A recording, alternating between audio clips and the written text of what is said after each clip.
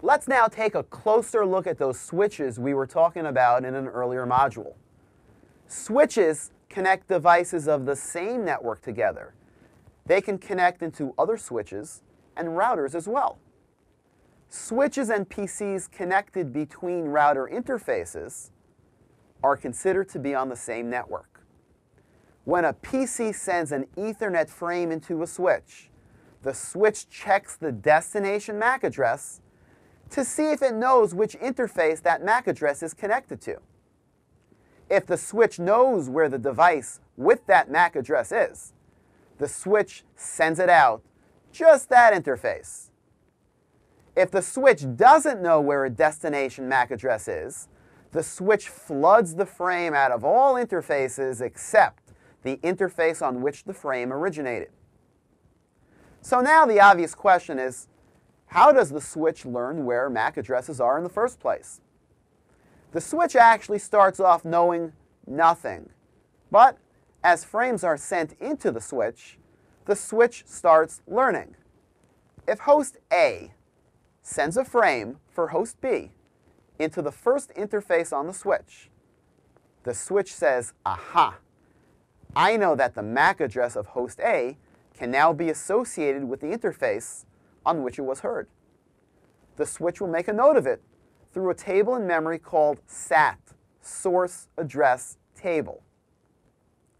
Since the switch doesn't know where host B is, it floods the frame out of all the interfaces except the one the frame originated on. When host B replies, the frame goes into the switch, and the switch learns that host B can be found on the second interface.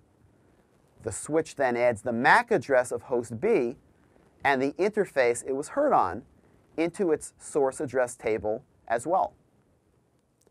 The logic works the same for switches that are connected together. Each switch maintains its own source address table. You'll notice that hosts E, F, G, and H are known to switch to on interfaces 1, 2, 3, and 4, respectively.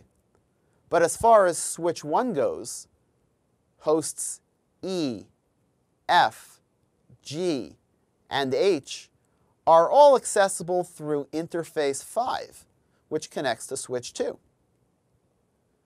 Hosts A, B, C, and D are known to switch 1 on interfaces 1, 2, 3, and 4, respectively.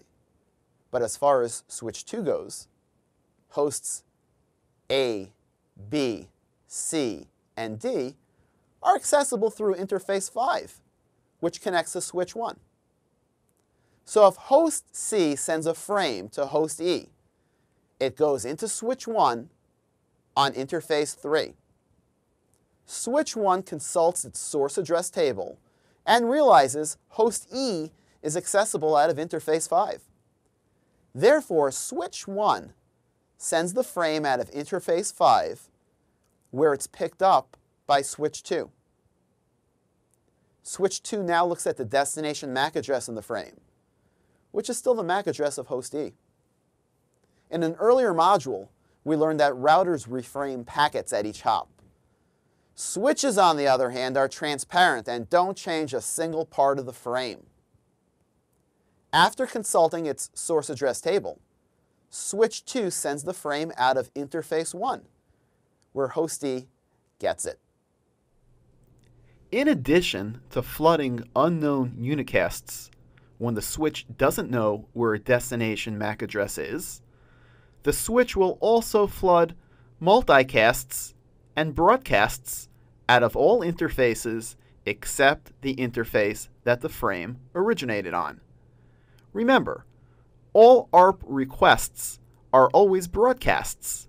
If there are 20 connected switches in a network, with 20 PCs connected to each of those switches, a single ARP request by one of the PCs will be read by the other 399.